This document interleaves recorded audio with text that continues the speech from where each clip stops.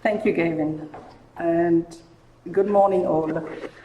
Indeed, quite a journey through Heathrow yesterday, but I made it. So I'll give you, I guess, a perspective, as Gavin outlined. So I am not a learning technologist, and I've seen a couple of sessions this morning. And I guess my perspective is from the other side, sort of a professional user engaging with learning technology, with e-learning, online learning, and so on for almost 20 years. So I guess this talk is a bit of my reflections on those experiences, the good sides and some of the bad sides of the lessons learned, and focusing a bit as well on sustainability in education and learning pathways. So I'll start. There you are. So I'll give you a bit of an introduction, adding a bit of information about me, disclosing a few aspects of my professional life. I'll talk to you about EIT as a thriving community, then touching on the education portfolio, reflections on sustainability, and some lessons learned. So that's, sorry for the weirdy slide, but that's my disclosure. So indeed, I am employed by the EIT Health. It's a body that is co-funded by the European Union. So that puts a bit of pressure because with my team, we manage EU monies, so taxpayer monies. So that makes you think a bit harder when you invest on when you spend that monies. Then 15 years in the space of learned societies, working for the ESC. And during that experience, I co-funded the Continuing Medical Education Committee of the Biomed Alliance. So Biomed Alliance is that association gathering 35 plus learned societies, and we created that CME committee for them to reflect on medical education. I was also a member of the UEMS EACCME Advisory Committee for 5 years. So EACCME is the accreditation body in Europe for everything CME, CPD. I've been volunteering for the Global Alliance for Medical Education, and still am. That's an international association convening, I'll say a word on the game later in the presentation, all stakeholders of medical education, from the industry, academia, doctors, and that's quite an interesting space as well. And since 2021, so I'm the chairperson of the EIT Health Work in Health Foundation. Again, I have a slide a bit later on this endeavour. Now EIT and its communities. So EIT was created in 2008 by President Barroso, at the time President of the European Commission. The aim, as it says on slides, is to strengthen Europe's ability to innovate. President Barroso had a look at the MIT and thought, okay, we need something like this in Europe. And the way EIT functions is that it creates thematic knowledge and innovation communities. We call them KICs. And there's also a very strong alumni community. Presently, there are 8 KICs, from climate, digital, food, all the way to urban mobility. And in 2022, after a call for proposals in 21, EIT is creating a KIC that is going to focus on culture and creativity.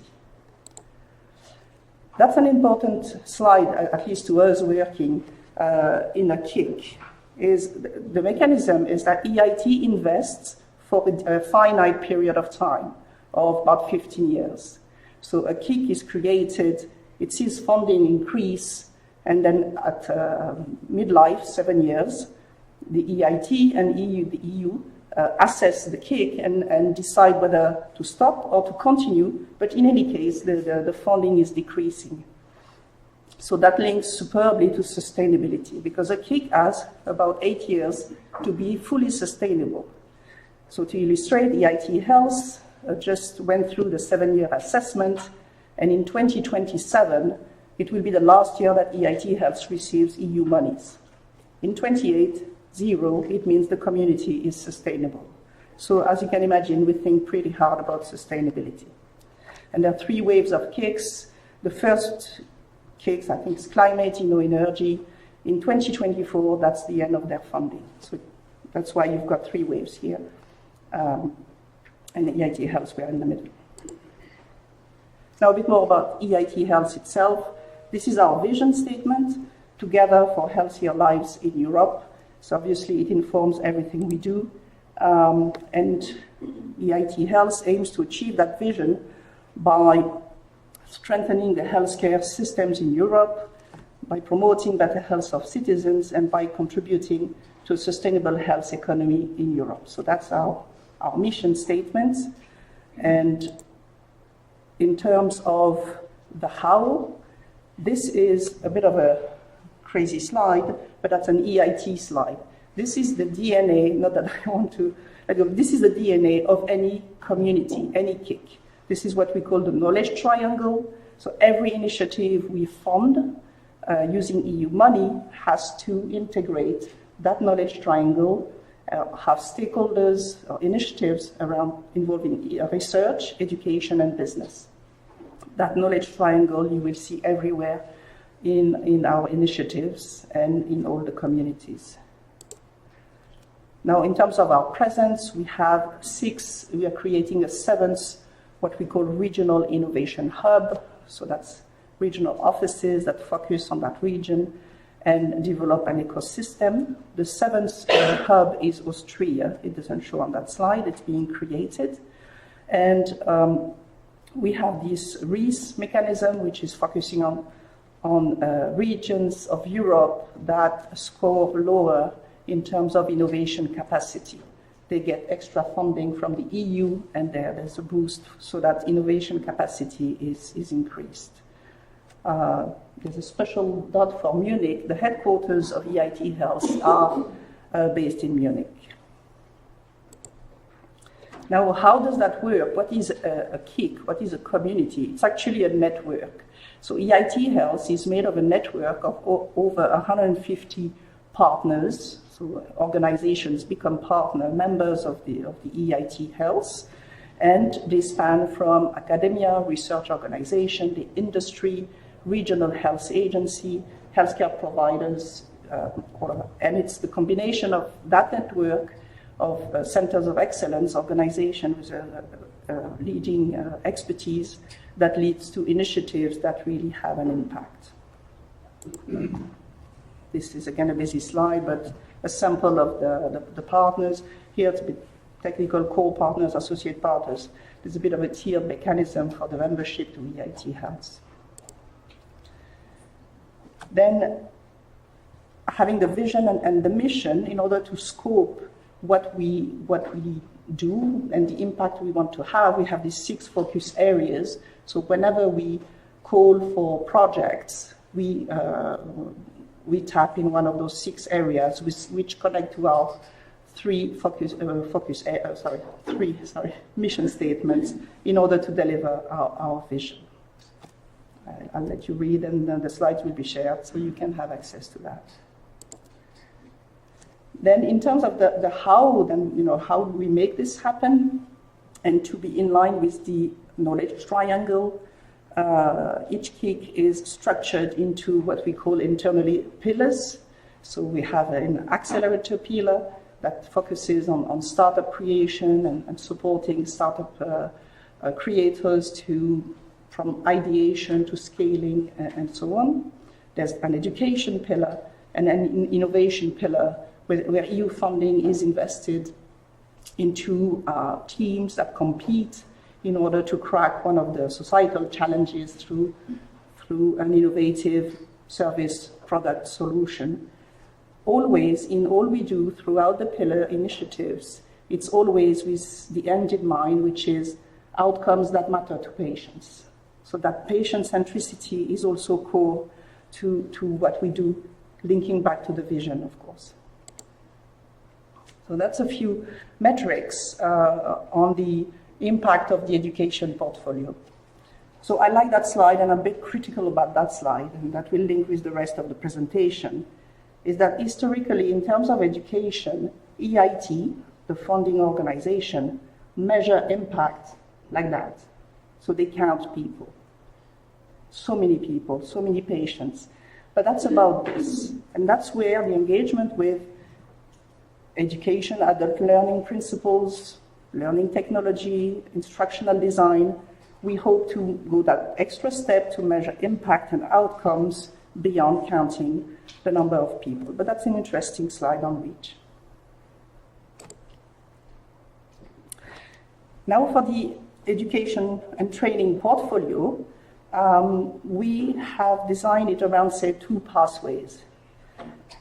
To reach that societal impact, so healthier lives for the European citizens, we have 2 pathways, 2 streams. We focus on entrepreneurship and professionals. For entrepreneurship, the ultimate aim is to nurture startup creation that will bring about solutions that impact patients and that lead to outcomes that matter to patients, and throughout the life cycle of a startup, from, again, ideation. So we have programs that start early on, I'll show later, from master students and all the way to the development of a startup, the scaling, and access to finance and so on.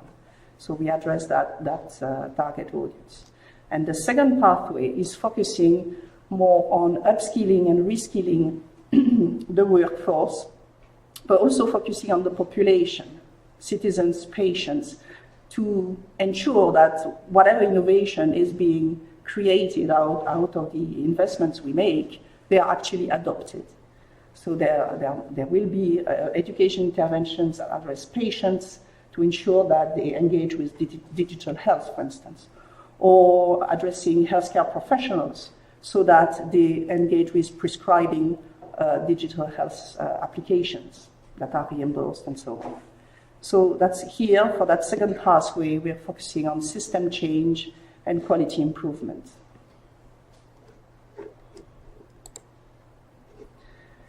Then in our portfolio, in terms of types of programs, well, it's a lifelong learning approach. At EIT Health, presently we start at master level with some master programs. There are PhD programs as well, with systematically an innovation and entrepreneurship component, and focusing on areas where we have a talent gap in the market. So there's presently a few master programs around data and analytics, big data, and so on. And soon to come, there'll be a master program on biomanufacturing, for instance, which we aim to develop with EIT manufacturing, joining forces, because there's an acute gap in the market in terms of talents. And we have programs, again, lifelong learning and engagement, as I said, healthcare professionals, hospital managers, you name it, depending on the topics. And then in terms of the formats, well, this is basics to you, but it depends. It depends on the expected outcome. It can be an online MOOC-like modules available to a large audience. And depending, if I take this startup with healthcare providers, that obviously will be more an in-person engagement where there can be dialogue and exchange and co-creation ideation. So I've put the link here again. I'm sure you can go on the website to have a look. So that's a newer initiative at EIT Health. It was launched in 2021. EIT Health created the Work in Health Foundation to bridge a gap between, we have a great portfolio of master programs and you name it, and there's a lack of talents, or there are corporate companies, they share that they can't find the talents, and we have young talents that graduate and they can't find a job or a placement or internship. So that is going to bridge the gap. We engage the corporate sector, it's a foundation, so we are receiving donations, and that will fund initiatives such as a skills observatory. We will also sell HR services to those corporate clients. So we have a platform that's being designed with an AI piece to connect and match talents with the market needs. And here the ambition is to be a financial sustainability mechanism. All the surpluses generated by this initiative will be systematically reinvested in training interventions we will have identified with the skills observatory. So I guess there's quite a few universities represented here. It's a great opportunity here. We are discussing with some of our partner universities, and obviously is the employment offices engaging with work in health in the skills observatory, but also to have access to more opportunities. So now I'm focusing, I guess, on the title of the presentation, sustainability. So I must admit, when I prepared this slide, and I do that often, I practice several languages, so dictionaries are often a source for me. I was like, okay, what does the dictionary say about sustainability? What is it? So I just picked that on Google, the ability to be maintained at a certain rate or level, and the avoidance of depletion of resources in order to maintain the balance. So you can add green or environment around this, and this is a more common, I guess, definition, but it's quite universal. And then I also reflected, and as I was discussing with several contacts, often what comes is financial sustainability, so money. Sustainability money, or sustainability green, but I'm not in the green environment, so money. And my boss and the board and everybody, it's all about money. But is it? So that's where I want to share some reflections. And that's based on, again, my experience working through several initiatives. I will illustrate a few. For me, for a model to be sustainable, say the learning pathways I was displaying earlier, the very first thing to qualify, or I guess get right, is a clear vision and a purpose. And that's essential. And I've crashed and burned a few times in past work experiences where we didn't have that, and it was impossible to arbitrage, to make decisions, to escalate. Very humbly sharing, working for the ESC, every year I was working with expert cardiologists. They would go to the US to some fancy conferences. They would come back and they would say, oh, I saw that's great, you do it. So we ended up with a system, an online education platform, you could say, with lots of added pipes and things and pieces. And the platform in the end was super expensive, unusable, not user-friendly, and not pleasing anybody. So, like, okay, this is a super important lesson. So it really helps to, well, avoid scope creep or address it and have sustainability. So to me, that contributes a lot. Then methodology and processes. I mean, again, a lot is going to sound super obvious, but when you pull it all together, it explains why so many projects do not achieve. So here again, it helps onboarding stakeholders. And here we have an initiative, and so Patrick Kiley is involved, and David Pollard here from the team as well. And we have one stakeholder group which we had difficulty about, and we are reflecting at the moment, okay, how did we onboard? Can we improve here? It's super important. We speak the same language. They understand where we are going. They understand our method and our processes. Otherwise, you just, you can lose yourselves, and again, it's expensive. It's time wasted. So it helps with planification, production, of course, and it makes the journey sustainable. I've copied here, again from Google, the ADDI model. I think we touched on that at the beginning, but whatever the model, but it's clear from the outset, and it helps journey through any project. So RESPECT, she came to mind because I often faced, as I grew up professionally, education was like, okay.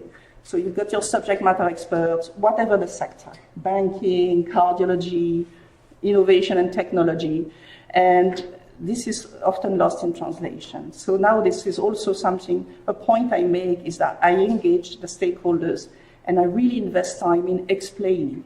And it was on the current initiative we're on, the EIT Health Academy platform, an eye-opener for some of those subject matter experts. We went through the basics, education, instructional design, process.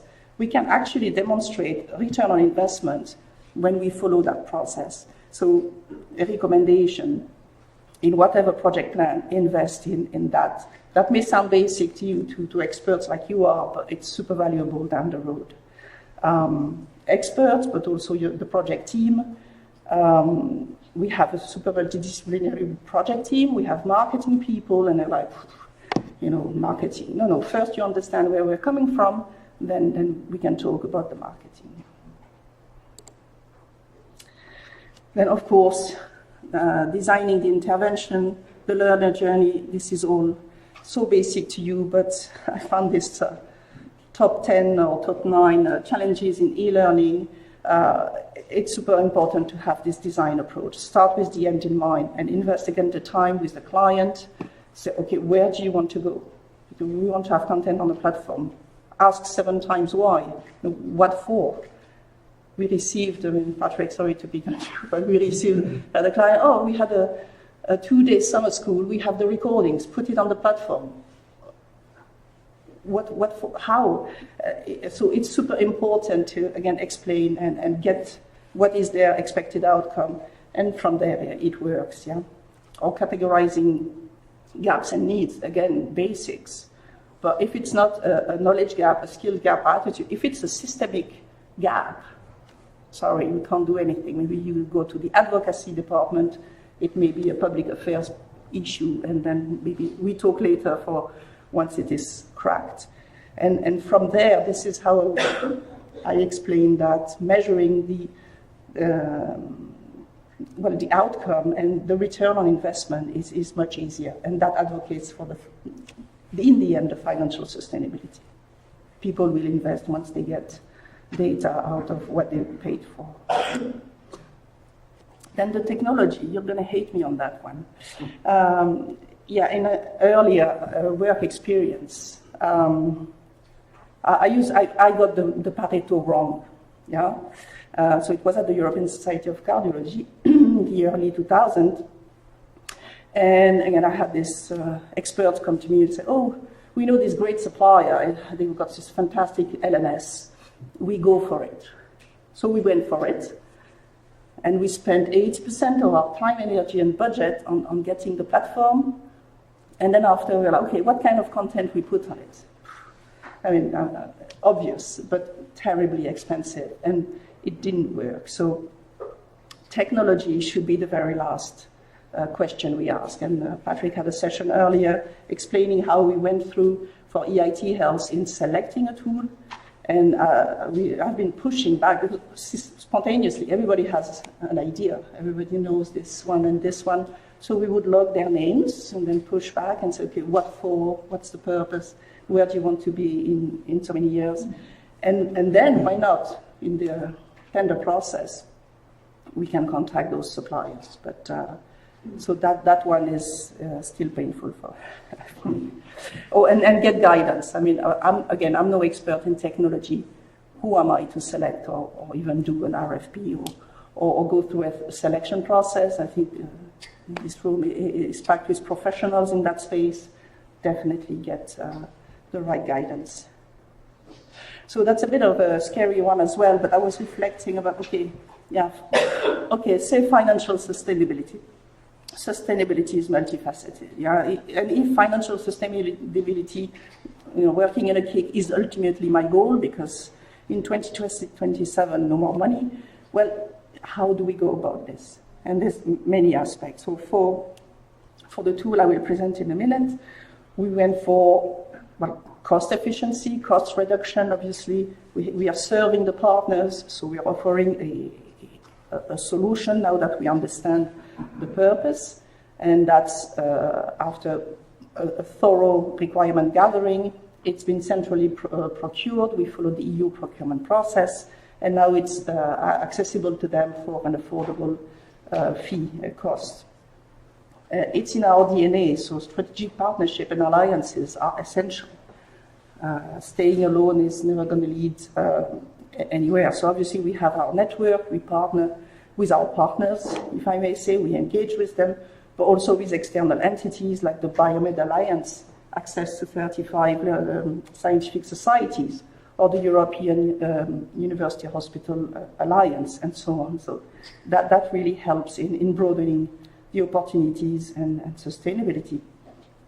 We introduced pay for service. So to our partners, we offer professional support You want a course on the academy platform? Fine. We hold hand with you from the start and we take you through the process I described, understand the purpose, the vision, the instructional design. Then you bring the content, the expertise. But we also have a business offering, so we sell courses, so we have a business to customer and a business to business offer that is developing. And then super important, so starting with the end in mind, have demonstrable outcomes so you can actually talk about return on investment. If you invest 1,000 euros, I'm going to demonstrate that your staff has progressed, not why it's there. So that is needed.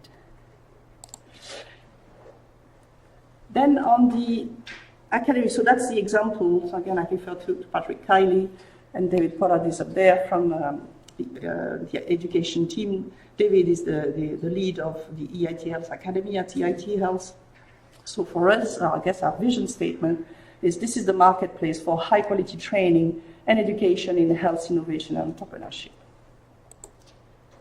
And on that slide, we also, when engaging with our partners, convey to them that through this engagement, they gain more visibility and accessibility. So this platform is an LMS plus a community building, community of practice building mechanism. It's reaching out to all European learners. All the stakeholders are listed earlier. It's meant to scale the educational activities. Again, our partners may have answered a call for proposals. They've created a fantastic education intervention and now how to scale it. So that's how we also want to use the platform for that purpose. There's this financial sustainability component. Every euro we would generate with the platform is then shared back with the partners that have created the content. And it was actually in the requirement and essential, again, demonstrable outcomes, so data, analytics. We want to be able to track what happens in the engagement with those courses. So it says a bit the same. This is an example of a course that was launched in December with Christina Ackerman, our expert on high-value care. So we offer the hosting and maintenance, again, the service aspect, instructional design, the expertise, content development and management. Some partners may have that expertise. They can follow the templates, have admin access to the platform, and they manage the production, but some may not have that expertise. Then we support them from the outset. Again, insights, analytics, and revenue opportunities. So linking to Patrick's session earlier, I guess our journey through that, if I take the lessons learned that I've just shared on sustainability, well, basically, from the very beginning, we created, for that big project streams and teams. We had 4, actually, one for content strategy, business modeling, user experience, and solutions and technology. And they all worked from the beginning in parallel. And we have involved from the very beginning all the relevant departments. And that ranges from marketing, operation IT, the pillars, remember, business creation, acceleration, and innovation. Ecosystem leads, it's staff in our hubs, so the regional knowledge, finance, procurement, HR. And from the beginning, it was on their radar, they gave input. We systematically had the pre-RFP workshops, so not making assumptions of what this tool is for or what it is about. Then we went through the EU procurement process for the solution. Then again, workshops for the implementation. And we went for an iterative launch strategy where like 2 months, hardly 2 months after the solution was identified, we had a pilot. We had to deliver something by the end of 2021, and the solution was identified mid-October, sorry. So from that, we increased the buy-in, engaged, could share feedback, get data, and then moving on, it's an iterative development and deployment process. And throughout those workshops, again, the communication, the engagement, the explaining of the relevance of education and the processes. So that's a slide where I'm trying to depict the financial model, so more touching on the financial sustainability. Here we have three categories of clients, I could say, if I may say. So internal clients could be a department, so innovation department, contacts education, says, I want a course on innovation. So that's basically an investment. So we use our monies and we generate revenue, which we share. So cost and revenue sharing, that's internal. Then if you remember, so partners apply for call for proposals, they are funded. So they receive EU monies, co-funded, they fund as well. And here we have a system where we say, okay, that will cost X to host your course or that piece of content on the platform. In that case, we agree on a cost and revenue sharing model, and we collect the income, and we agree on a cap, whereby we may share 50-50 of the revenue all the way to that cap, and then after we share 70%, they take 70% of the income, and we keep 30%. So we have this balanced approach. Then for the external customers, if I may say, so that's our B2B offer. This is purely a service. For instance, a pharma company comes to us and says, I want a course for my staff on high-value care. In that case, that's just like they would purchase a course on PowerPoint. We establish the actual need, and we provide a semi-bespoke service where we deliver tailored education and we measure the outcome. Here we sell pre, post, why not commitment to change, but at least they have this return on investment outcome. And on the timeline, so again, 2027, we get zero money from Brussels. So the idea is that we are here. Internal requests are humble. So we are getting more income from the funded programs that are sharing revenue with us, and very little on the business to business, the external. And obviously we need to reverse. By 2027, this external customers will subsidize the rest. So that's where we hope to find the balance. So I guess that's my early conclusion. Sustainability, I would say, is multifaceted. It have all those aspects in mind. There's no universal recipe. What I'm sharing works for my context. At least I hope it works. And we need to come back in 2 years' time to see whether 2027 is going to be a happy year. And collaboration and openness, you know. Engage with other stakeholders, make sure you have all, you know, on board, you have their buy-in so that there's no hurdle you haven't foreseen because the marketing this or the HR that. And again, I don't know where you will be in 2 years, but I'd be delighted to join you. And this is to conclude, and I'm sort of shifting a bit the topic here. But as Gavin was saying, I was at the EIT Health Summit this week, and there was Lucien Engelen. He's a researcher in healthcare transformation in the Netherlands. And he said something, and I was like, that's a great comment, so I'm going to share it. He said, do make a point of going to conferences and events completely outside your sector. You're in health, go to a banking conference or an HR conference, you name it, because they will have similar issues and similar problems, and they may think of it from a different angle, which may be enlightening. So by all means, and I'm sharing this. So again, as I shared earlier, I'm a volunteer in that not-for-profit organization, the Global Alliance for Medical Education. I've enrolled David, by the way. And we work on the annual event, the Futurist Forum, so in lifelong learning and learning translation in health and healthcare.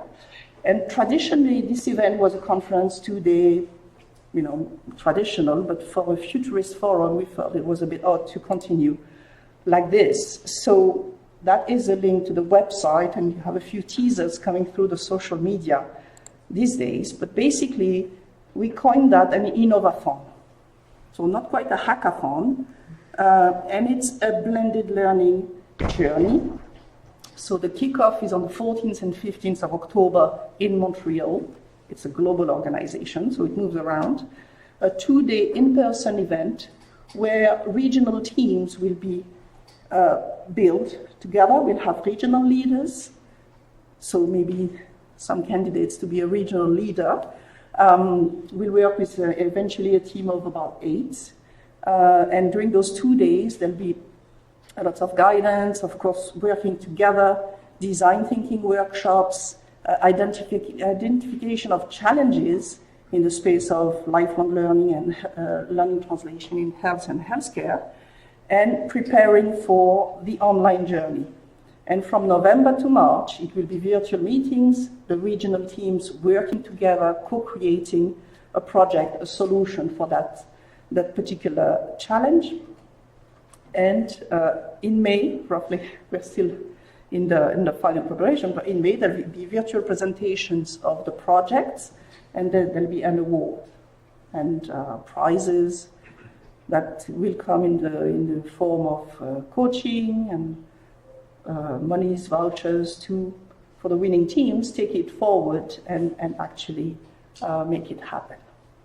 So delighted to discuss further. Again, you have the reference, and you're most welcome. Oh, and I picked this one as well from Lucien Engel and David. I just loved it. I'm sure you know it. It's an ad for Samsung virtual reality. Have a look. I mean, this ostrich ends up flying. And I'm not going to play it because I don't know how to activate it. But I found it so inspirational. So I guess that's my closing remark. Nothing is impossible. I mean, again, I'm not from your world of learning technology, coding and all that. But I've come close to it. I'm quite passionate about it. And I know that your profession is acutely needed. There's many challenges ahead. Like for us, I'd be delighted to continue the conversation, how to crack the communities of practice using online, how to make this a satisfying experience or learning journey, how to crack the online fatigue. I mean, there's so much that at EIT Health we would be delighted to have a dialogue about. So thank you very much.